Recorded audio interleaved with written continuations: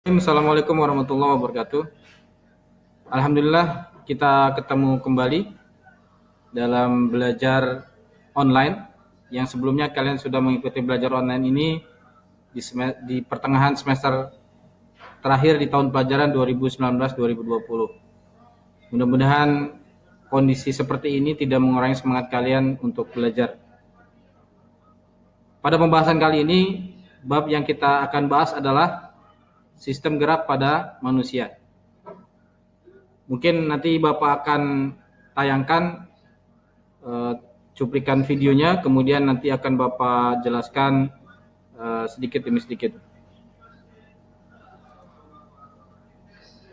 Bisa kalian perhatikan. Sistem gerak pada manusia.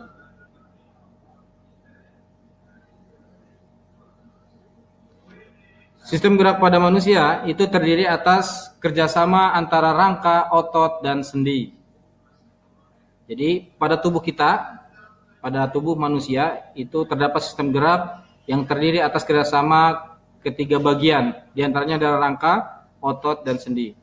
Rangka itu berperan sebagai sistem gerak pasif, sedangkan otot berperan sebagai sistem gerak aktif. Adapun sendi merupakan bagian yang menghubungkan antara tulang yang satu dengan yang lainnya. Kemudian selanjutnya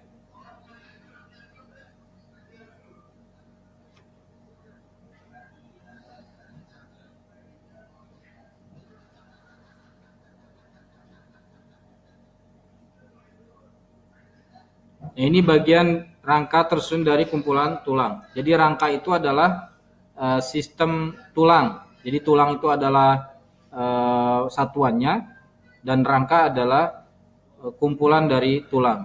Jadi membentuk sistem disebut rangka.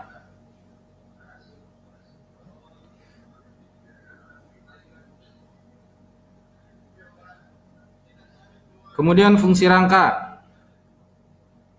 Yang pertama, rangka adalah sebagai alat gerak pasif. Ya, tadi sudah disebutkan rangka merupakan bagian dari alat gerak pasif. Kemudian rangka memberi bentuk tubuh. Kalau tidak ada rangka, maka tubuh kita hanya terdiri atas daging dan otot saja. Kemudian menyokong tubuh. Kemudian melindungi organ-organ di dalam tubuh. Nanti kita bahas berkaitan dengan tulang dada yang melindungi organ-organ tubuh yang ada di dalamnya. Kemudian tempat pembentukan sel-sel darah. Ini terjadi di tulang sumsum. Kemudian sebagai tempat melekatnya otot. Jadi otot-otot itu melekat pada tulang-tulang kita.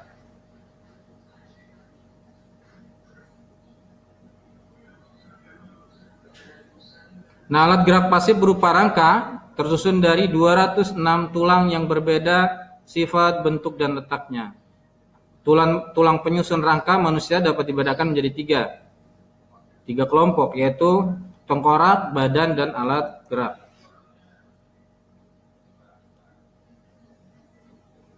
Yang pertama, tengkorak.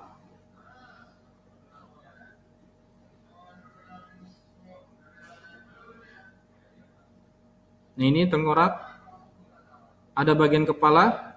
Bagian kepala itu tersusun dari tulang baji, tulang ubun-ubun, tulang pelipis, tulang tengkorak belakang, dan tulang tapis.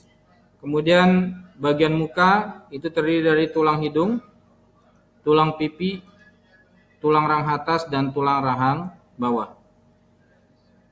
Kemudian rangka bagian badan.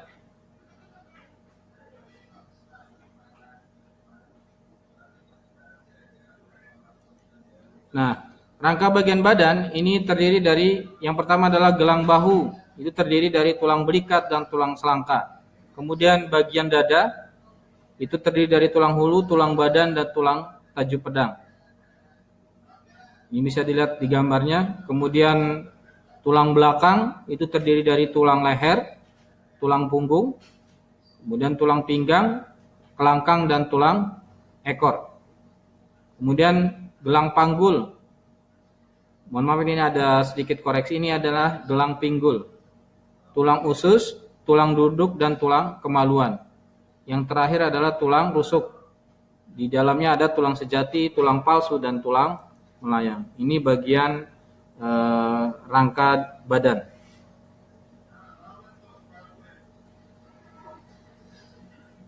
Kemudian ada alat gerak.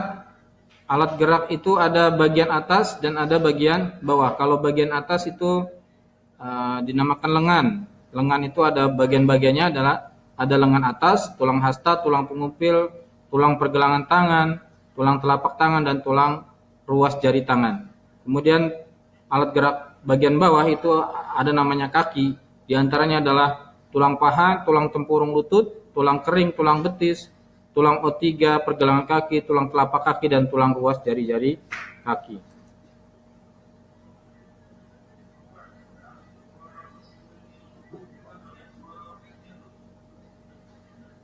Kemudian otot. Nah, ini bagian otot ya. Tadi disebutkan pertama adalah rangka, kemudian yang kedua ini adalah otot. Otot adalah penggerak bagian-bagian tubuh sehingga alat aktif. Jadi otot itu disebut alat gerak aktif. Hampir 35 hingga 40% itu massa tubuh adalah jaringan otot. Otot adalah jaringan yang dapat berkontraksi menjadi lebih pendek. Proses kontraksi ini mengakibatkan bagian-bagian tubuh kita bergerak. Kemudian pada kontraksi ini juga diperlukan energi. Energi yang diperlukan untuk menggerakkan otot adalah diantaranya adalah makanan yang kita makan.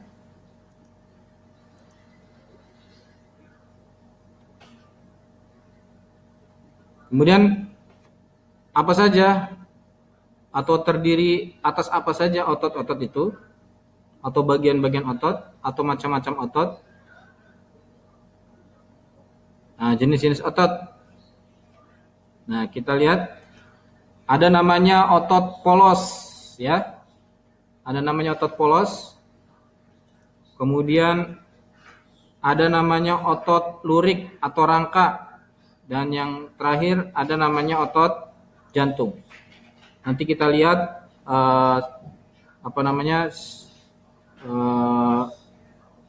bentuknya, kemudian fungsinya apa saja otot itu. Kita lihat video berikutnya.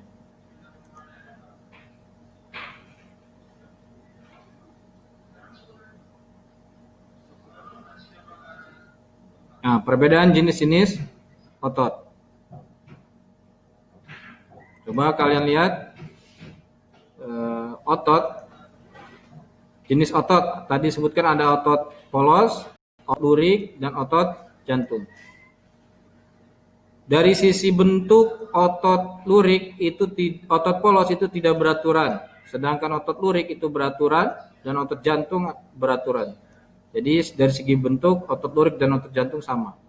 Kemudian dari jumlah intinya otot polos 1, otot lurik banyak, otot jantung 1.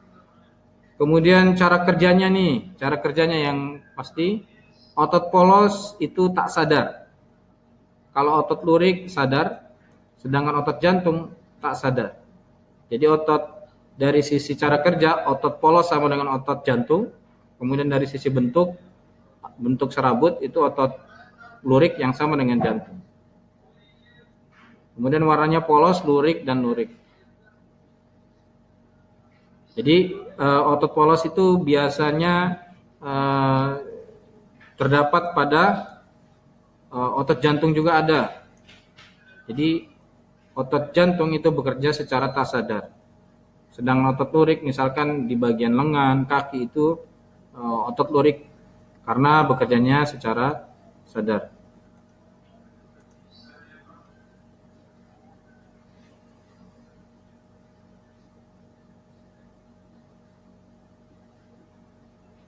Kemudian yang terakhir yang disebutkan dalam sistem sistem gerak manusia itu adalah sendi. Sendi adalah tempat bertemunya dua tulang atau lebih. Dengan adanya sendi, hubungan antara tulang-tulang tubuh dapat digerakkan.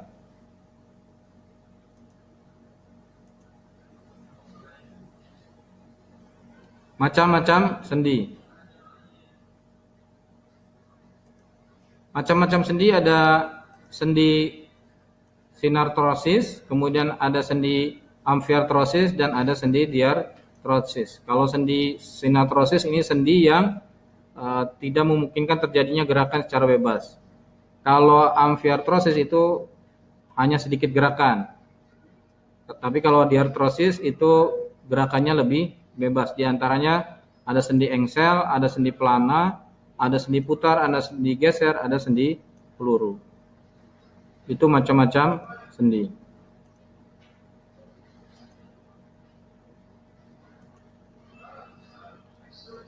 Nah, ini gangguan dan kelainan pada sistem gerak manusia. Mungkin pembahasan ini kita akan bahas di pertemuan selanjutnya. Pertemuan kali ini Bapak cukupkan. Kalau ada pertanyaan nanti bisa dilakukan di bagian lain, dan nanti juga Bapak akan memberikan pertanyaan. Makanya sekali lagi disimak pembahasan yang tadi, video yang tadi mungkin bisa diulang-ulang. Mungkin itu saja dari Bapak. Cukup sekian. Aku qouli hadza wa astaghfirullah li wa lakum. Assalamualaikum warahmatullahi wabarakatuh.